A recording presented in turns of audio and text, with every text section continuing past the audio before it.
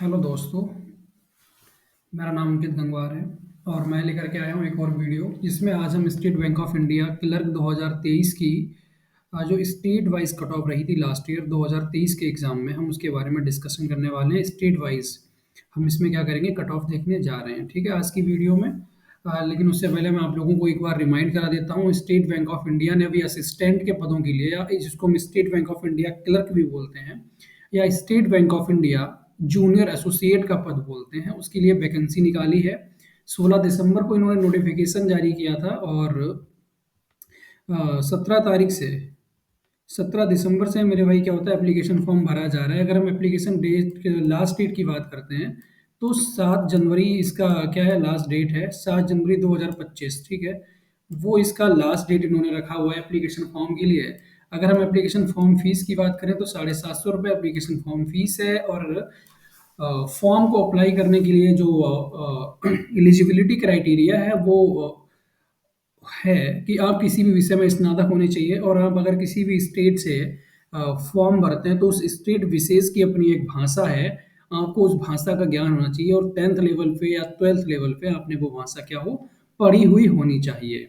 एक कुछ क्वालिफिकेशंस हैं जो आपको स्टेट बैंक ऑफ इंडिया में क्लर्क बनने के लिए आवश्यक होती हैं। अगर हम स्टेट बैंक ऑफ इंडिया से जुड़ी अन्य चीज़ों की बात करें तो इसका जो सैलरी रहता है, अप्रॉक्स इसका 24,000 something I think basic salary है। तो इसका जो सैलरी जाता है वो कितना हो जाता है मेरे दोस्त, सॉरी 43 से 46 के बीच में हम मान सकते हैं। 43,000 से लेके 46,000 इतना अप्रॉक्स सैलरी क्या होता है, एक स्टेट बैंक ऑफ इंडिया में क्लर्क को मिलती है। ये जो सैलरी में वेरिएशन आता है वो उनकी जॉब पोस्टिंग के हिसाब से आता है। जैसे कि अगर कोई भी बंदा है, सॉरी कोई भी जो हमारा पर्सन है वो एक ऐसे शहर में अपॉइंट होता है जो कि एक बड़ी आबादी वाला शहर माना जाता है, जैसे कि मुंबई हुआ, दिल्ली हुए, ठीक है, या कोलकाता। तो इस तरह के शहरों में क्या होती है, वहाँ की अगर ब्रांचेस में जाता है तो उसको सैलरी थोड़ी ज़्यादा मिलती है। वहाँ पे कुछ ही उसको जो अलाउंसेस होते हैं वो एक्स्ट्रा मिल जाते हैं। ठीक है, तो ये थोड़ा सा वेरिएशन हालांकि सैलरी में क्रिएट होता है, लेकिन इतनी बड़ी चीज़ नहीं है। बाकी अगर हम बात करते हैं state Bank of India vacancies की, 13,500 से ज़्यादा वैकेंसी मेरे भाई, बहुत बढ़िया सुनहरा मौका है। जो भी अपने भाई बहन इस बार State Bank of India clerk के लिए अप्लाई कर रहे हैं, ठीक है। और इसी के साथ हम इस वीडियो को अब शुरुआत करते हैं। जो हमारा मेन मुद्दा आज की वीडियो में रहने वाला है, हम इस वीडियो में डिस्कस करने वाले हैं state Bank of India clerk 2023 का लास्ट ईयर का वैकेंसी कितना था, सॉरी लास्ट ईयर इसका कितना कट ऑफ गया था, और इस बार कितना कट ऑफ जाने की उम्मीद है, और कितना अटेम्प्ट आपको इस एग्ज़ाम में करना चाहिए। अगर आप चाहते हैं state Bank of India clerk 2024 को पार करना तो आपको कम से कम कितना अटेम्प्ट आवश्यक पड़ेगा, ये सब इस वीडियो में हम डिस्कस करने वाले हैं। तो सबसे पहले मैं इरेज कर देता हूँ सारा कुछ ये, और अब हम बात करते हैं। हट क्यों नहीं रहा भाई, ये क्या हो गया, सेव हो गया था क्या? ओके। हम्म, बहुत टाइम ले रहा है।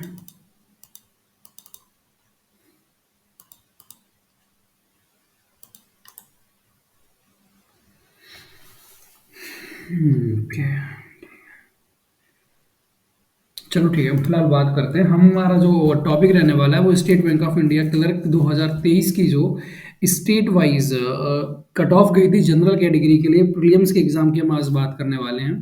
तो सबसे पहले अगर हम बात करते हैं अंडमान एंड निकोबार का, यहाँ पे कट ऑफ हमें मिला नहीं था। ठीक है, आंध्र प्रदेश का जो कट ऑफ गया था 56 गया था, ये आउट ऑफ 100 है। ठीक है, और नॉर्मलाइजेशन के बाद का कट ऑफ है, यानी कि आंध्र प्रदेश में 56.5 है।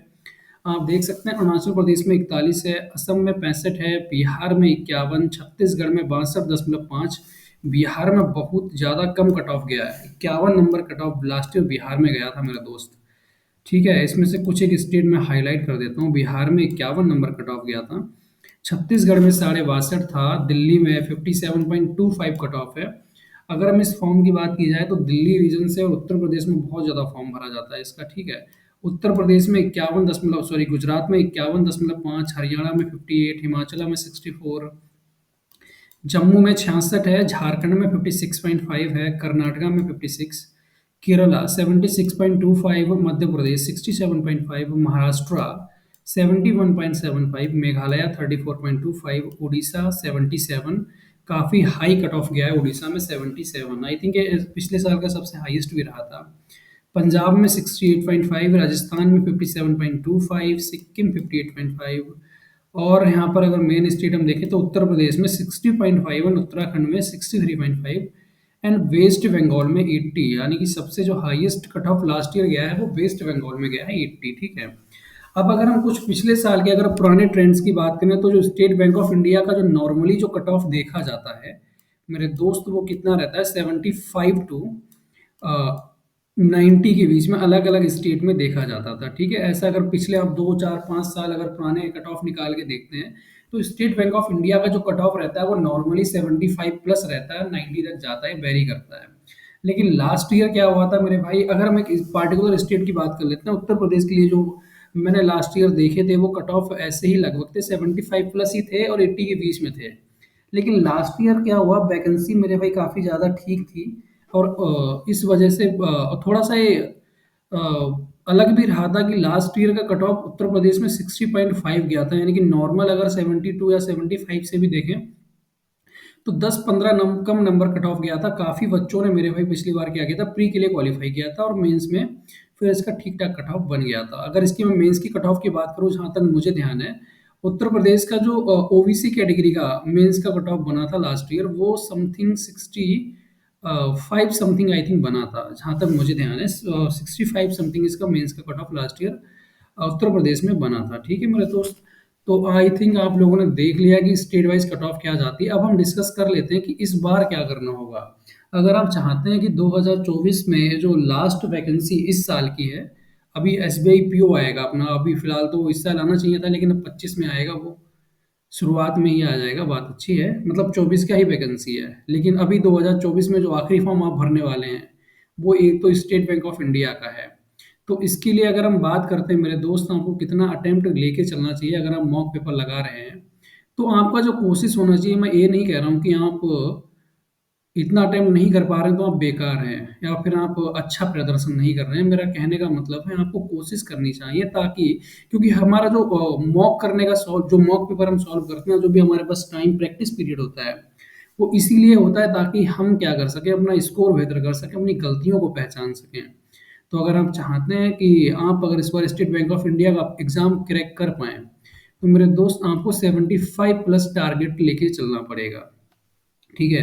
75 प्लस टारगेट आप अगर अपना लेकर चलते हैं तो मेरा यकीन मानिए कि आप आराम से इस बार State Bank of India clerk का जो प्री एग्ज़ाम है, बड़ी ही आसानी से क्लियर कर सकते हैं। अगर मैं आपको इसको भी 3 सेक्शन में बाइफरकेट कर देता हूँ, इसको बाँटने की कोशिश करूँ, तो हमारा 100 नंबर का टोटल एग्ज़ाम होता है जिसमें 30 इंग्लिश का रहता है। ठीक है। 35 नंबर और 35 नंबर का हमारा क्या रहता है मेरे दोस्त, रीजनिंग और जो मैथ है वो 35 और 35 नंबर का होता है। ठीक है। यही होता है ना एग्जाम पैटर्न, 35-35 नंबर का हमारा रीजनिंग मैथ होता है, 30 नंबर का इंग्लिश होता है। आप इसमें आराम से 3 प्लस नंबर आप लेके चल सकते हैं, आप यहाँ पे इंग्लिश में ला सकते हैं, क्योंकि पेपर इसका इंग्लिश का थोड़ा ट्रिकी बढ़िया पेपर बनता है, ऐसा नहीं कि एकदम बेकार बनता है, काफ़ी ठीक ठाक पेपर इंग्लिश का भी रहता है। अगर हम बात करते हैं इसका रीजनिंग वाला सेक्शन में, तो मेरे दोस्त आप यकीन मानिए इसमें अगर रीजनिंग में आप 30 प्लस नंबर कर ले रहे हैं तो बहुत बढ़िया आपका है। ठीक है।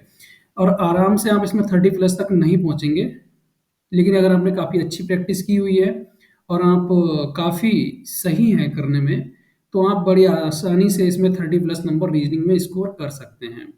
ठीक है भाई। अगर हम इसकी बात करते हैं मैथ की, अगर मैथ में आपका अभी वर्तमान में अगर आपका 25 भी चल रहा है तो बहुत बढ़िया है। आप इसको किसी भी तरीके से कोशिश कीजिए कि मैथ में किसी भी तरीके से 28 से लेके 30 के बीच में अगर आप स्कोर कर पा रहे हैं तो यकीन मानिए कि आप इस बार का एसबीआई क्लर्क का प्री आसानी से निकाल जाएंगे। ठीक है।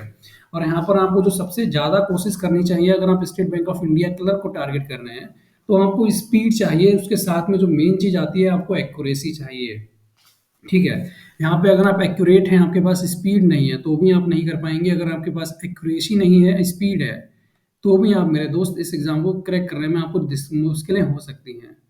तो आप अपना संतुलन बनाइए, स्पीड के साथ एक्यूरेसी आपको चाहिए होगी। और बाकी अगर आप कोशिश करते हैं 23 प्लस आप लेके आ जाइए इंग्लिश में, 20 से 30 के बीच का नंबर, 30 प्लस आप रीजनिंग में स्कोर करने की कोशिश कीजिए, जो आसानी से हो भी जाएगा। हालांकि इतना आसान नहीं होगा लेकिन हो जाएगा।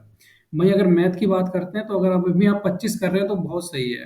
अगर आपका स्कोर 20, 18, 19 ऐसा मैथ में रह रहा है, मैं स्कोर की बात कर रहा हूँ, आपके काउंट क्वेश्चंस आप अटेम्प्ट की बात नहीं कर रहा हूँ, मैं नंबर्स की बात कर रहा हूँ। अगर वो भी आपका कितना रहता है, मेरे भाई 20 रह रहा है, 18 रह रहा है, तो वो थोड़ा बेकार है, उसको बढ़ाइए, एटलीस्ट 25 तो लेके जाइए। अगर आप 25 तक लेके जाते हैं अपना क्वांट का स्कोर तो बहुत बढ़िया है। अगर वो 28-30 हो जाता है तो मेरे भाई एकदम आपके मजे मजे हैं। और उससे भी अगर ऊपर हो जाता है तो फिर आप बहुत ही एकदम जो क्या बोलते हैं, एक छटी हुई जो लेयर होती है आप उसमें पहुंच जाएंगे, अगर आपका इसको क्वांट में 30+ हो रहा है तो। आई थिंक आप लोग समझ गए होंगे आपको क्या करना है इस एग्जाम को क्रैक करने के लिए। बाकी अगर आप बाकी